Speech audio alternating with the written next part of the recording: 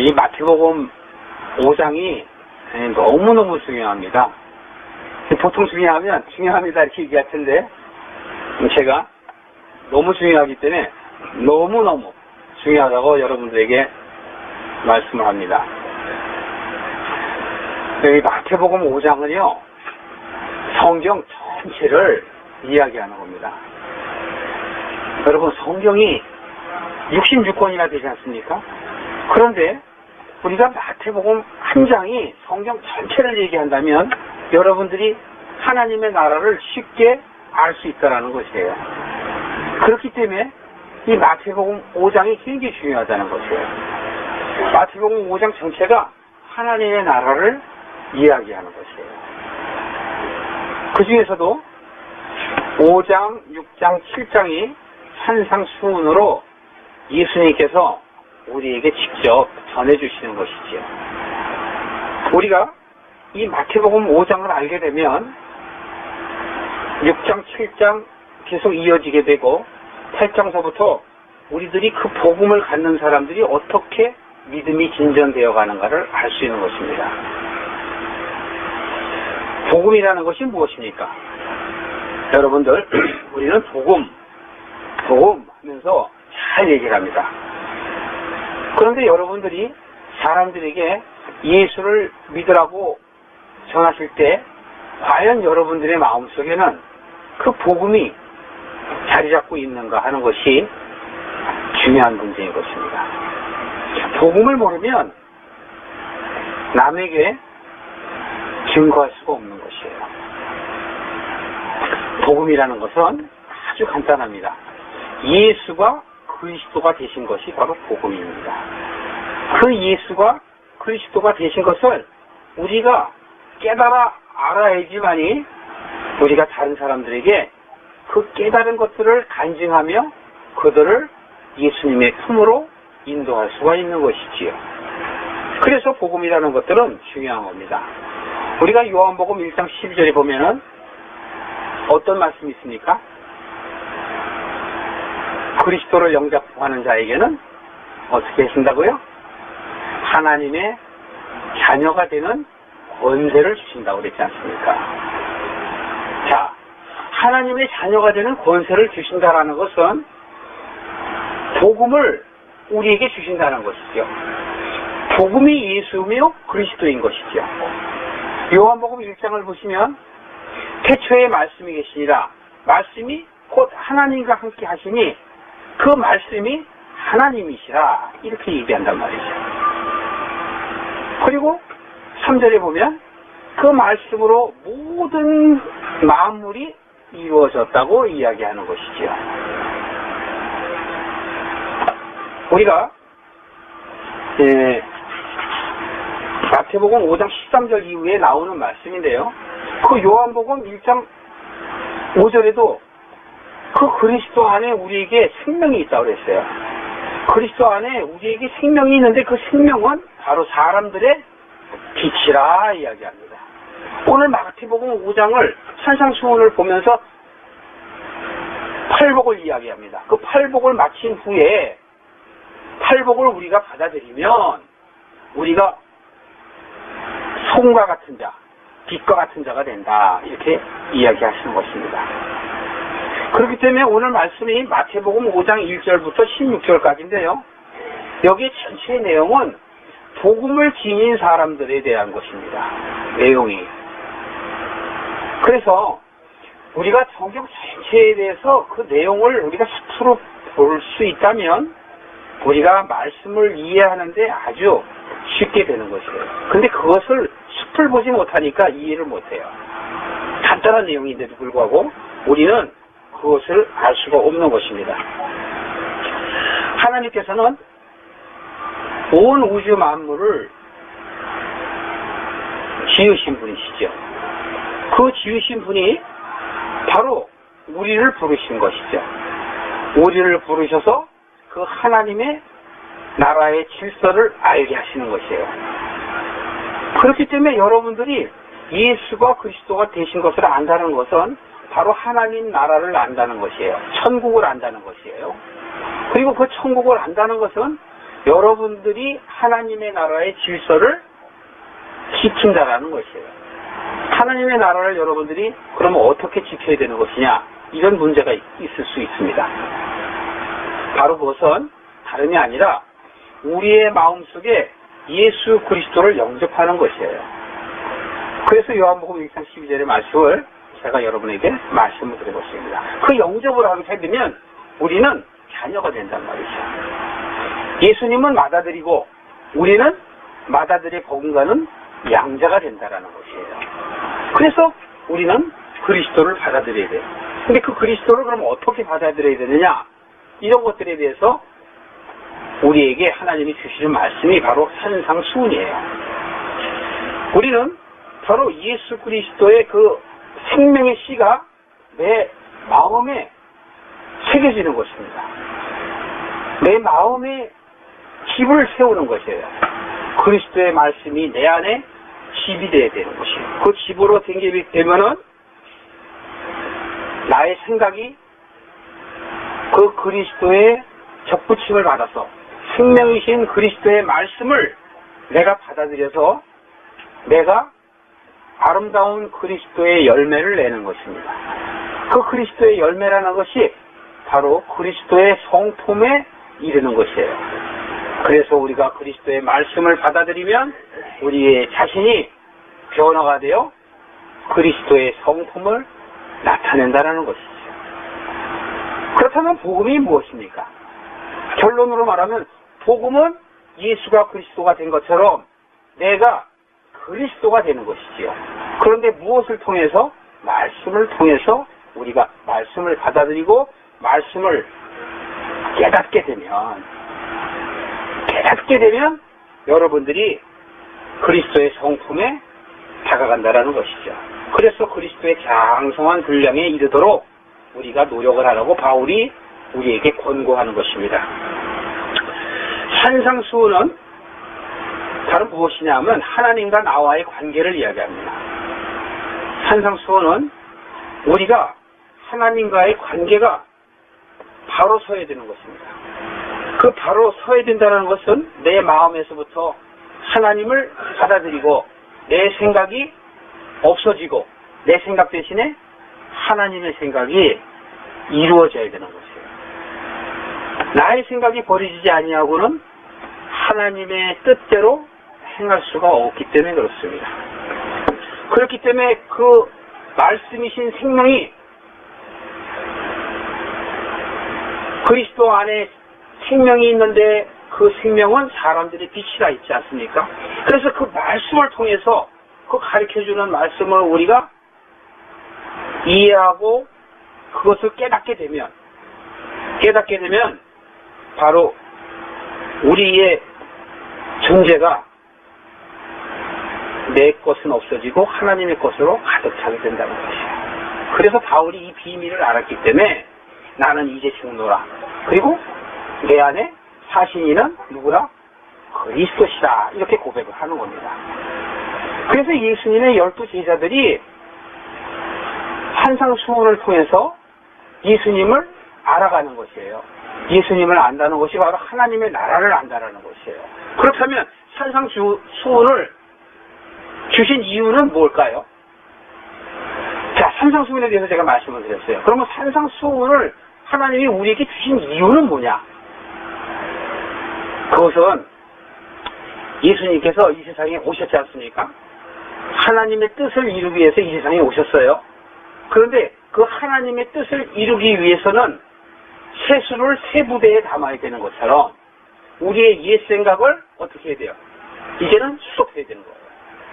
옛 생활을 수속해야 되는 것이에요. 옛 사고방식과 옛 행동을 수속해야 되는 것이에요. 그리고 어떻게 해야 돼요? 이제는 세 부대로 옮겨져야 되잖아요. 그렇다면 헌 것이 세 부대에 가면은 세 부대까지도 헐어서 못 쓰는 게 되는 것처럼 이제는 세 부대에 담겨갈 수 있도록 우리들의 모든 것들이 옛사람에서 새사람으로 변화되어야 하기 때문에 하나님께서는 우리에게 이 산상수훈을 주신 것입니다.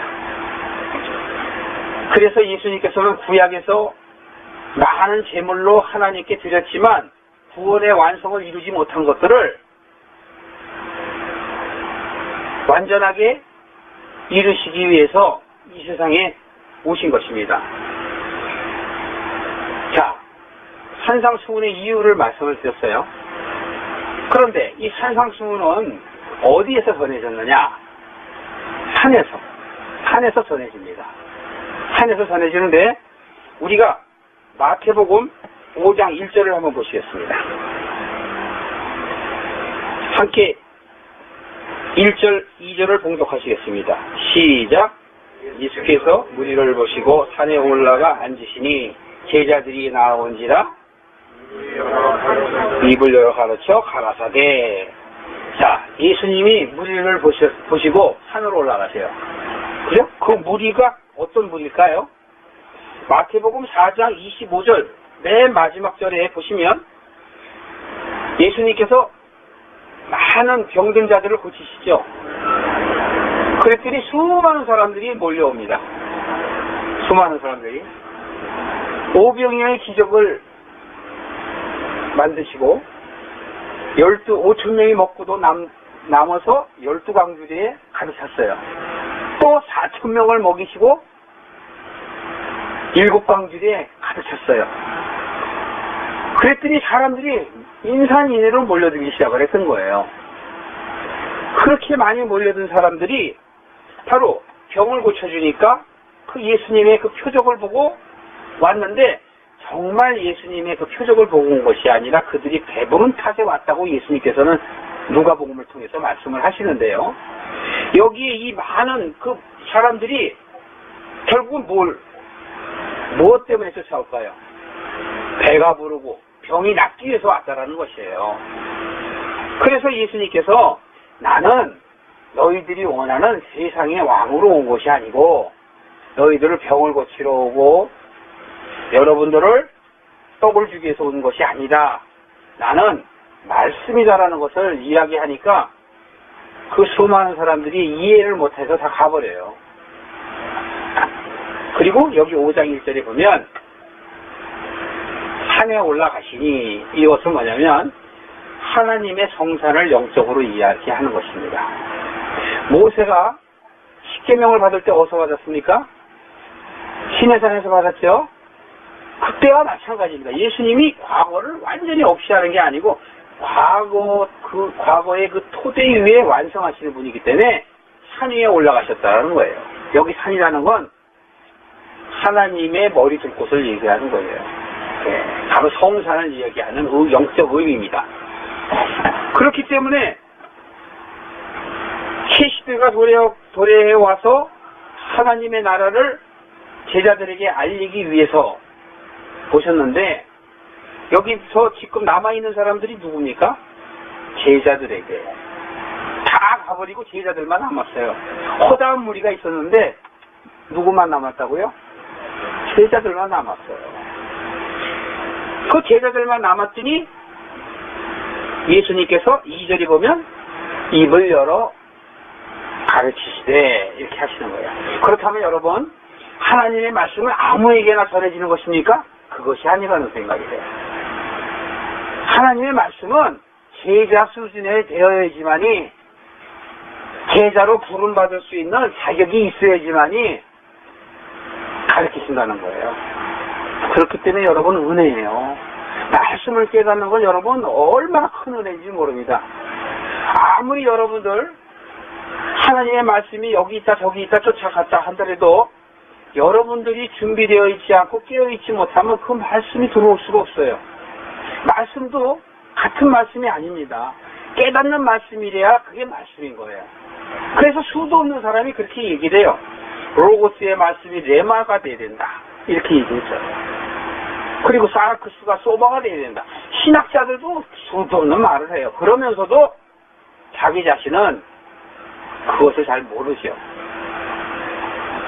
참 안타까운 실정입니다. 그래서 예수님께서는 이제 당신이 제자를 부르시고 그 제자들이 모든 사람들의 모범이 되어야 하겠기에 그들에게 하나님의 나라를 가르치시기 위해서 산으로 올라가셨고 그 산에 올라가셨다는 의미는 하나님께서 모세에게 준 그 율법처럼 이제 세수를 세 부대에 담고 새 시대가 도래했고 나는 새 시대에 여러분들을 하나님께로 인도해 나갈 바로 그 메시아임을 의미하는 것입니다. 그래서 장소도 필요한 것이죠. 그래서 여러분, 우리가 말씀을 전하는 데는 장소가 아무 데나 있어서 되는 것은 아니에요. 그 장소도 우리가 필요해야 됩니다. 거룩하지 못한 곳에서 아무리 말씀을 전한다고 해봐야 되질 않아요. 여러분, 우리가 디스코텍이나 룸사롱에 가고 하나님의 말씀을 전하면 그게 받아집니까? 그래서 여러분, 가능하면 우리가 교회라고 택하고 하나의 일정한 공간을 우리가 정해서 하나님께 나가기 위해서 이 공간이 필요한 것이지요. 어디서 하면 어떻습니까? 그러나 우리의 자세들이 준비되어 있지 않기 때문에 그래요. 다른 말로 말하면요, 무슨 말씀이냐면 하나님의 말씀은 창세기 때서부터 계속 있어 왔어요. 그리고 그 말씀은 구약이든 신약이든 그것은 상관이 없어요. 왜 그것이 우리에게 필요하게 되냐면 우리가 달라지지 않기 때문에 구약이 있고 신약이 있는 거예요. 그래서 그 구약을 통해서 신약을 통해서 역사의 한 경점으로 사건을 만들어서 그 사건을 통해서 우리가 보고 깨닫게 하시기 위해서 하나님께서 우리에게 성경을 주신 거란 말이죠. 이제 찬상수훈 또한 마찬가지예요. 찬상수훈 중에서요, 여러분 지금 팔복에 대해서 말씀을 드리려고 그러는데 이 팔복은 바로 무엇을 얘기하냐면 믿음의 단계를 이야기하는 것입니다. 믿음의 단계. 오늘 여러분들이 이 팔복을 보면서 나의 믿음의 수준이 과연 어느 단계에 와 있는가를 스스로 가늠해 보시기를 주님의 이름으로 축원합니다. 자, 3절 함께 하시겠습니다. 시작. 심령이 가난한 자는 복이 있나니 천국이 저희 것이며. 여러분들 제가 한 절 한 절씩 지금 말씀을 드립니다. 팔복을. 왜 그러냐면 여러분이 말씀을 들어도요 이 말씀을 이해할 수가 없어요. 그렇기 때문에 오늘 너무너무 중요하다고 말씀을 드리는 거예요. 자, 심령이 가난한 자는 어떻게 된다고요? 복이 있다. 이렇게 얘기해요. 근데 여기서 얘기하는 그 심령은 성령을 얘기하는 거예요. 성령. 그 번역상에 약간의 문제가 있어요. 성령을 얘기하는 건데 우리 안에 성령이 충만하지 못해요. 예수님을 이제 알기는 알았어요. 자, 보십시오, 여러분. 병을 고쳐주고 5병이요 7병이요 기적을 보셨더니 예수님을 봤어요. 그래서 예수님을 알았습니까? 몰랐습니까? 예수님을 알았지요. 알았으나 예수님의 실상은 모르고 겉으로 드러나는 것만 알게 된 거죠. 그렇죠? 그렇기 때문에 예수님을 실상은 모르고 겉으로 난 기적들만 보고 떡 주고 병 고치는 것만 보고 예수님을 아는 것 뿐이에요. 그런데 바로 예수님이 아직 역사를 마치지 않으셨기 때문에 사람들이 예수님을 모를 수밖에 없어요. 예수님을 알려면 어떻게 돼요? 아까 제가 처음에 얘기한 거예요. 복음이 뭐라 그랬어요? 예수가 그리스도가 되신 것을 믿는 게 그게 복음이에요. 그러니까 예수가 아직 그리스도가 안 됐기 때문에 몰라요. 예수가.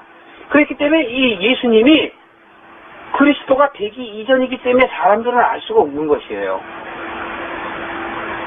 여러분들은 성경을 통해서 이미 다 알고 계시죠. 그리스도가 되신 것을. 그래서 아시지만 이 당시 사람들을 지금 현재 이 성경에서는 그들이 모르는 것이죠.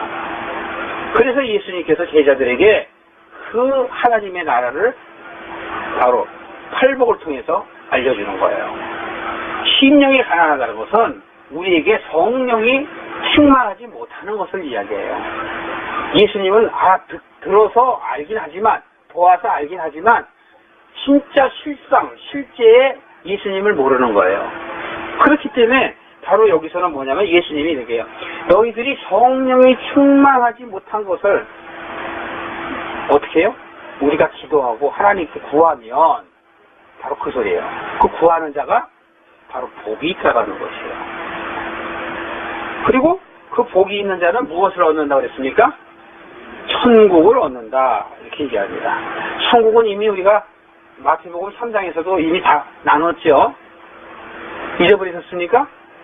천국이 무엇입니까? 천국. 여러분들이 쉽게 이런 것들을 마음속에 갖고 계시지 않으면 다른 사람한테 전하지 못해요.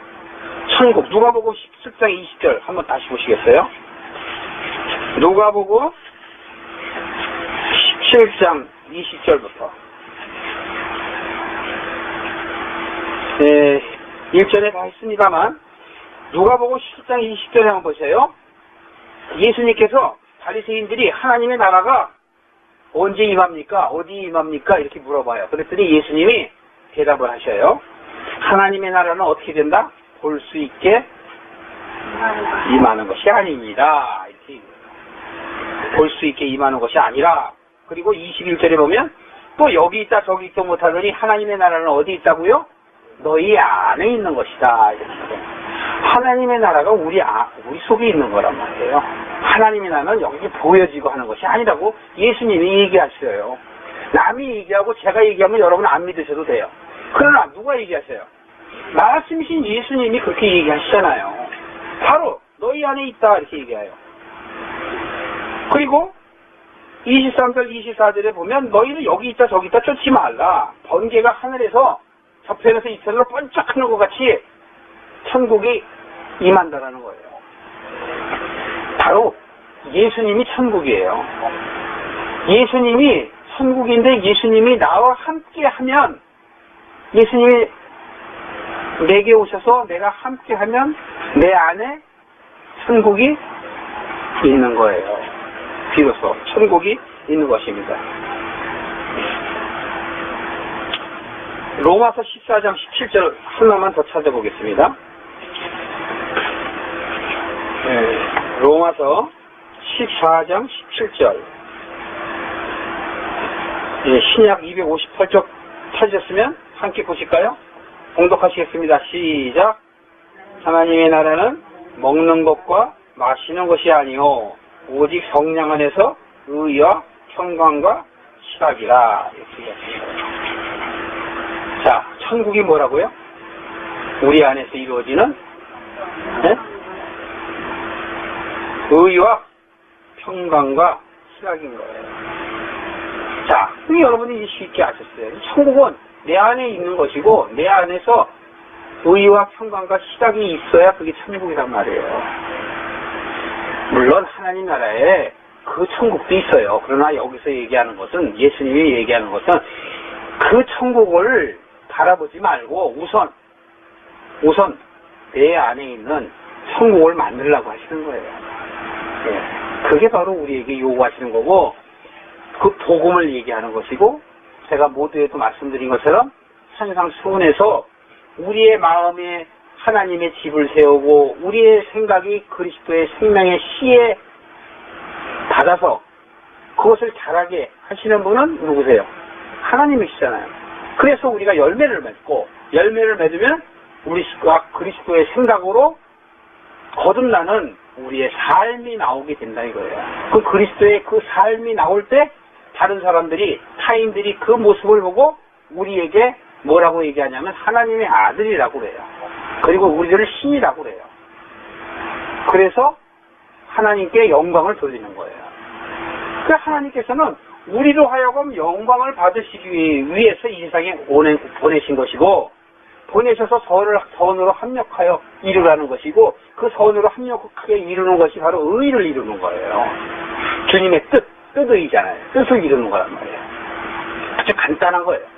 그럼에도 불구하고 우리가 내 심령의 신비에 이게 스며들지 않기 때문에 잘 이해를 못해요. 그래서 계속적인 반복을 해야 돼요. 그래서 하나님의 이 나라는 말씀에 있는 거예요. 말씀에. 병을 고치고 그런 데 있는 게 아니고 말씀에 있는 거예요. 그래서 말씀을 계속 반복함으로 인해서 내 안에 에셀나무를 세워야 되는 거예요. 그것이 하나님의 뜻인 것입니다. 지금 저희가 심령이 가난한 자에 대해서 알았습니다. 여러분 잊어버리지 마세요. 성령이 충만하지 못한 사람, 성령이 충만하지 못한데 내가 그것을 안타깝고 사모하고 기도하는 거예요. 그래서 그 성령을 받기를 간구하는 것이죠. 그런 사람이 복이 있어서 천국, 내 안에 의와 평강과 희락이 있게 된다는 것이에요. 그게 바로 첫 번째 복입니다. 첫 번째 복. 그러니까 여러분 어떻게 하셔야 돼요? 성령이 충만하도록 기도하시라는 얘기죠. 두 번째. 함께 하시겠습니다. 4절 시작. 애통하는 자는 복이 있나니 저희가 위로를 받을 것이며. 자, 여기서 애통한다. 그런 것은 이거 바로 뭐냐면 우리가 지금 3절에 보면 성령이 충만하지 못한 자가 지금 마음이 가난한 자라고 그랬죠. 그 성령이 마음이 가난한 자가 하나님 앞에 나옵니다. 그 하나님 앞에 나오는데 바로 그것은 무엇을 의미하냐면 자기 자신이 여태 말씀을 깨닫지 못한 삶을 살아온 거예요. 깨닫지 못한 삶을 살다가 정말 자신이 새롭게 성령 충만함을 받아서 말씀을 깨닫게 되는 그 순간이에요. 그 말씀을 깨닫게 되니까 내가 말씀을 깨닫지 못하고 엉뚱한 하나님을 모시고 살았던 것이 분하고 원통한 거예요. 그래서 애통하는 거예요. 다시 말씀드리면 내가 생각했던 나의 생각대로의 삶이 잘못되었다는 것을 깨닫는 거예요. 육적인 생각을 내가 잘못되었구나, 영적인 생각으로 바꿔야 되겠구나 하고 깨닫는 순간, 그걸 오늘날이라고 그러지 않습니까? 제가 예전에 마지막 날 오늘날 얘기했었죠. 그게 바로 오늘날이란 말이에요. 그러니까 오늘날이 돼서 내 삶이 말씀대로 살질 못했고 바리새인과 같이 사두개인처럼 내가 외식한 삶을 살았구나 하고 자기의 죄를 깨닫고 회개하는 것이 바로 애통하는 것이에요.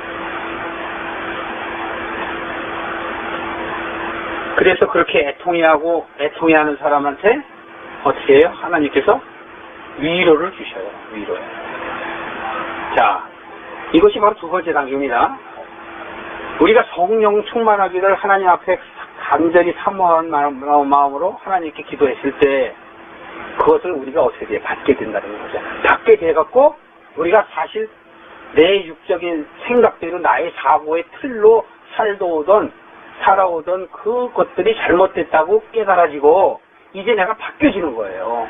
바뀌어져서 이제 그거 잘못됐구나. 말씀대로 산다는 것은 바로 그게 아니구나 하고 애통해하는 그런 마음을 가진 자들, 그런 마음을 갖게 되는 자들에게는 하나님이 어떻게 하신다? 위로를 하시는 거예요. 자, 위로하세요. 그럼 그 단계가 궁금하지 않습니까, 여러분? 그 다음 단계 5절 함께 봉독하시겠습니다. 시작.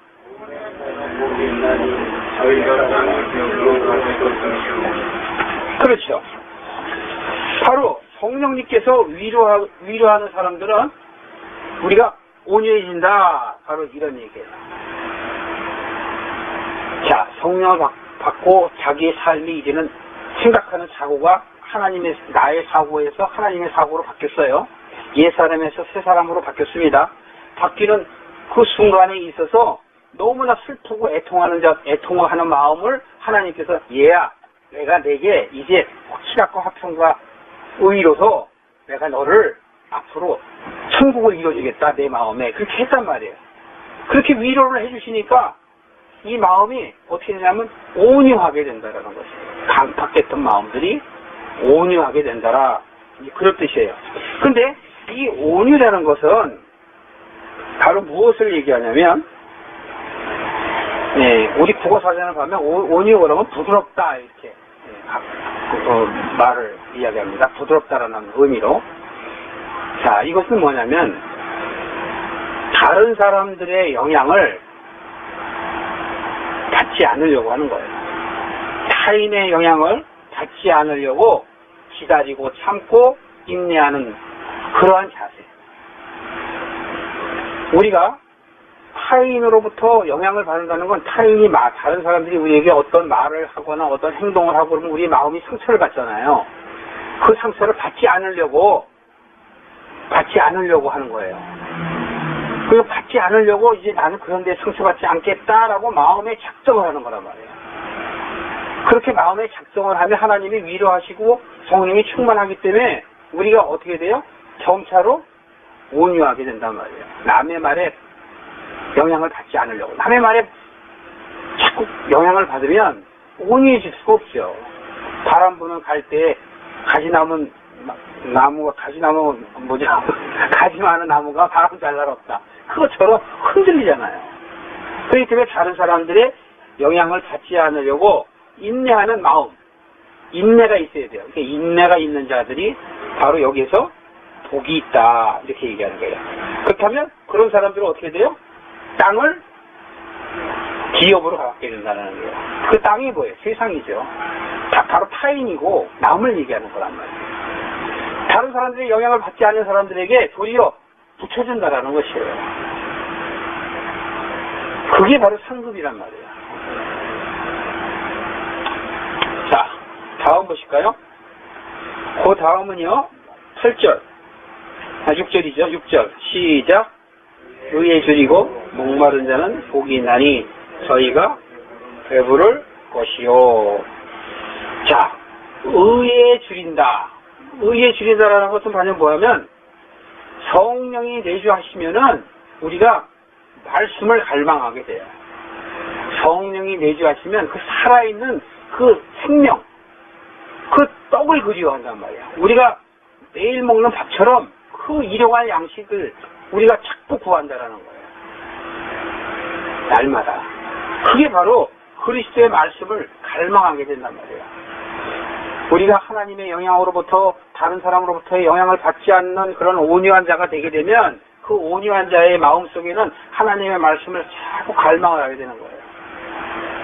그래서 제가 여러분들에게도 그런 말씀드리잖아요. 여러분 자꾸 말씀을 갈망을 하고 모이기를 피하는 것 같이 하지 마시고 그 말씀을 들으려고 하십시오. 그러잖아요. 또 쿵차 봐서 깨달아지면 괜찮지만 안 깨달아지면 말씀을 좀 아시는 분들을 초청해서라도 말씀에 대해서 자꾸 갈망을 해야 돼요.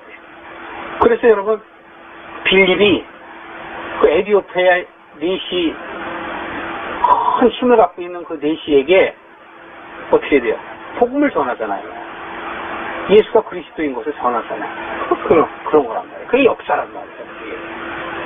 그 역사로서 우리에게 알려주는 것이죠. 그 배부르다라는 것은 말씀을 자꾸 찾으니까 말씀이 우리에게 어떻게 돼요? 쌓이는 거죠.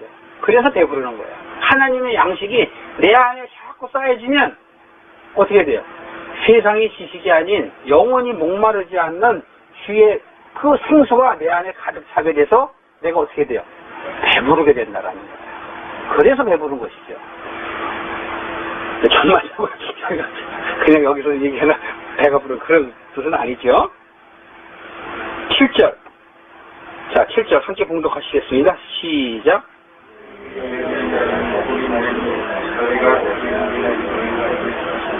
궁일이 여기는 자는 복이 있나니 저희가 궁일이 여김을 받으실 것이요. 이렇게 얘기합니다. 자, 궁일이라는 게 여러분 뭡니까? 궁일. 궁일이라는 건 다른 사람의 불행을 볼 때 거기에 그 불행을 보면서 같이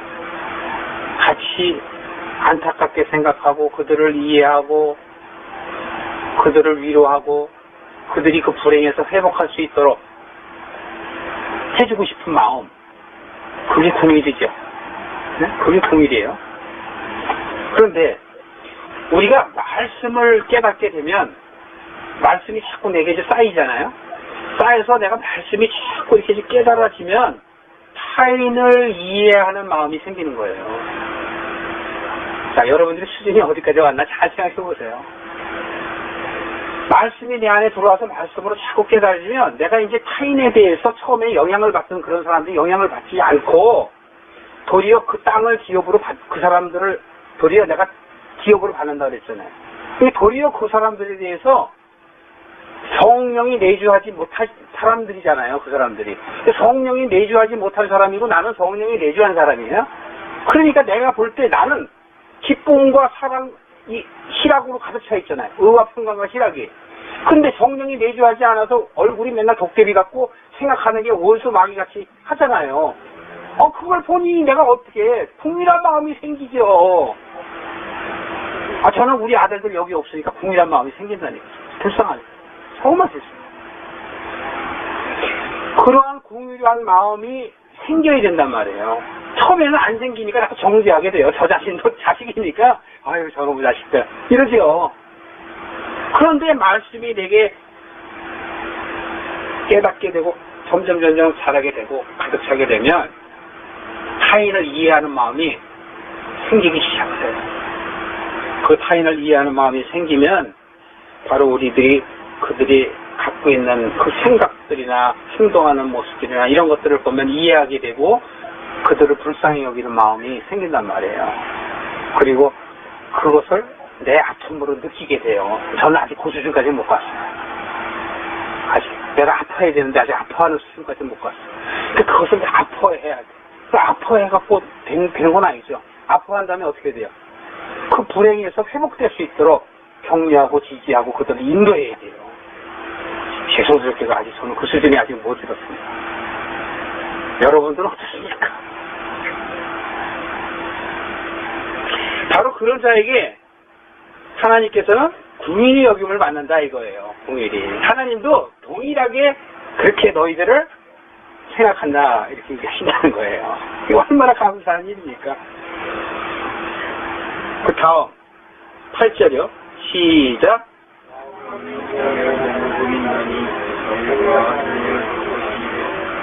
네. 마음이 청결한 자는 하나님을 볼 거라 그랬어요. 여기에서 하나님을 본다는 건 뭐냐면 바로 그 말씀이 쌓이는 사람들은 자기 자신을 되돌아본다는 얘기예요. 자기 자신을 되돌아보고 말씀을 갈망하는 마음이 어떻게 돼요? 점점 더 쌓이는 거야. 이게 타인을 궁일하게 여길 정도가 마음이 되고 그러면 어떻게 돼요? 말씀이 내가 부족하다는 걸 느끼잖아요. 아까 제가 그랬잖아요. 더 인도하지 못한다라고 얘기했잖아요. 그 수준에 대해서 말씀이 더 필요하게 이제 느끼는 거예요.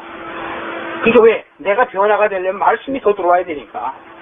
말씀이 쌓여야 되니까. 생수가 가득 차야 돼. 이 아구까지 가득 차야 어떻게 돼요? 물이 포도주로 변한단 말이에요. 아직 안 찼죠. 아구까지 안 찼어요. 그러니까 아직 못 변하는 거예요. 그런데 궁밀한 마음이 생기게 되면 그 이후에는 우리가 더 말씀이 내가 아구까지 차야 되겠다라는 생각이 들고 하나님의 말씀을 갈망하게 되는 것이죠. 바로 그런 사람들이 어떻게 된다고요? 청결해지는 거예요. 청결. 자신을 되돌아보니까 깨끗해지는 거예요. 또 자기 죄를 돌아보게 되고 깨끗하게 돼요. 그 다음 9절입니다. 시작.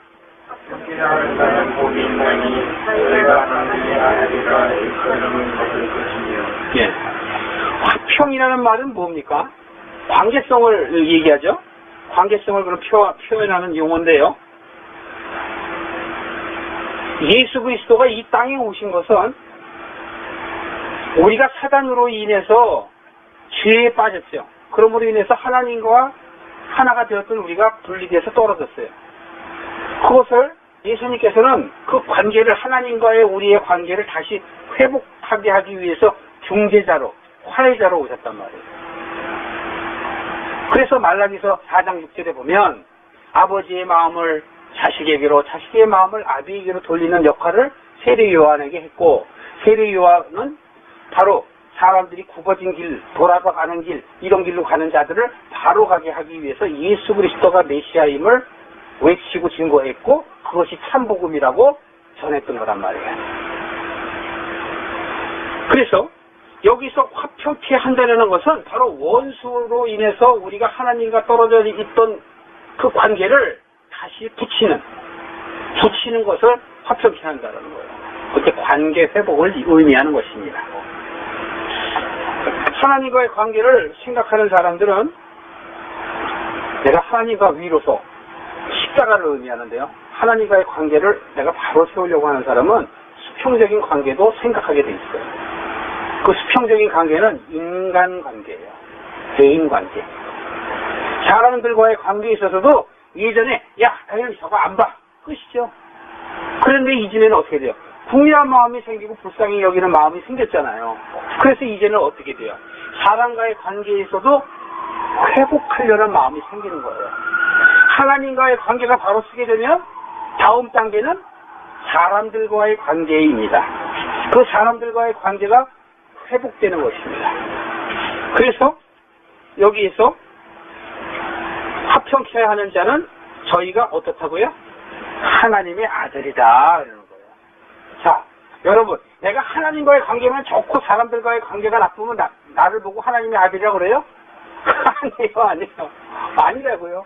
그래서 내가 하나님과의 관계가 좋게 되면 사람과의 관계를 좋게 하겠다는 마음이 여러분 속에 생깁니까? 그렇다면 그 모습들을 보고 우리가 아름다운 궁일의 마음을 갖고 그들을 불행에서부터 인도해내려는 그 마음이 그 사람들에게 전달이 돼서 성령이 없는 사람들에게 전달이 돼서 그 사람들이 나를 보고 야, 저 사람은 정말 예수 믿고 싶다. 그런 생각이 나오게 하는 것이죠. 그 수준을 이야기하는 것이에요. 그래서 여기서 바로 뭐 하냐면 하나님의 아들이라 일컬음을 받는다. 여러분들이 하나님의 아들이라 일컬음을 받기를 주의 이름으로 축원합니다. 자, 마지막 팔복 시작. 10절입니다. 시작.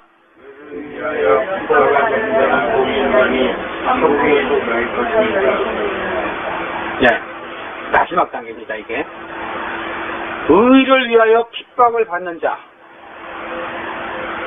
복이 있다 이거예요. 여러분 핍박받고 싶어 합니까? 핍박받고 싶지 않죠. 근데 핍박을 받는 자에게 천국이 내 것이라 고 성경에 예수님께서 말씀하셨다고 기록합니다. 그건 뭐냐면 우리가 이웃과의 화평하기도 하고 그럼에도 불구하고 우리가 다른 곳으로부터 영향을 받고 있다면 그렇게 안 되죠. 그런데 여기서 지금 이 의를 위하여 핍박을 받는 사람은 뭐냐면 말씀을 깨닫지 못하는 사람, 말씀이 없어서 세상적인 사람들이 내가 하나님의 아들이라고 일컬음을 받는 나의 수준을 보고 너나 잘해라. 네 값것이 뭔데 내버려둬. 나 이대로 살게 가게 놔둬. 이렇게 하죠. 그리고 심지어는 비방을 하고 판단을 하죠. 바로 그것이 나에게 핍박이에요. 심지어는 매를 맞을 수도 있고 감옥에 갇힐 수도 있어요. 그 사도 바울로 겪었잖아요. 근데 성경에서는 우리 보고 감옥에 갇히고 그렇게 하라는 얘기는 아니에요. 바로 뭐냐면 믿지 않는 자들, 세상적인 사람이 나에 대해서 안 좋게 평가하고 판단하고 나를 심지어 욕하고 때린다 할지라도 그거에 대해서 영향을 받지 않는 거예요. 그렇게 하고 어떻게 해요? 묵묵히 예수가 그리스도이신 것, 진리이고 소망이고 생명이신 것에 대해서 증거하는 것. 묵묵히 말씀을 전하는 사람. 그 단계에 있는 사람이 천국을 소유한 사람이다. 기자입니다. 팔복 다 맞췄어요, 여러분. 우리 16절까지이기 때문에 13, 14, 15, 16을 한꺼번에 다 보겠습니다. 자, 요거 13부터 16절 함께 읽고 마무리하고 마치겠습니다. 시작. 너희는 세상의 소금이니 소금이 만일 그 맛을 잃으면 무엇으로 짜게 하리요?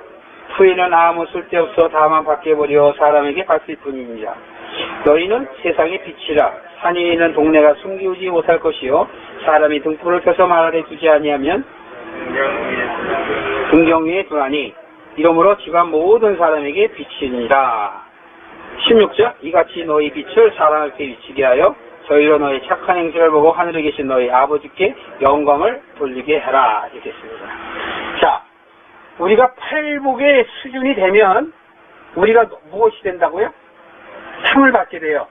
그런데 그 상이 바로 무엇이냐면 우리가 소금과 빛이 되는 게 그게 상입니다. 여러분. 소금과 빛이 되는 게 여러분 상이에요. 영화를 누리는 게 상이 아닙니다. 보석을 하나님이 주시는 게 아니고요. 우리에게 소금을 주시고 빛을 주셔요. 빛을. 그래서 이 팔복의 말씀대로 우리가 깨닫게 되면 우리는 빛과 소금이 되는 것입니다. 다음 시간에 빛과 소금에 대해서 좀 더 이야기하기로 했습니다. 오늘은 여러분들이 팔복에 대해서 여러분들이 스스로 자기 자신을 가늠해보고 나의 수준은 어디에 와 있나 이렇게 보시고 가능하시면 팔복을 붙여놓으시고 매일매일 자신을 점검하는 참된 교회 성도들이 되기를 주님의 이름으로 축원합니다.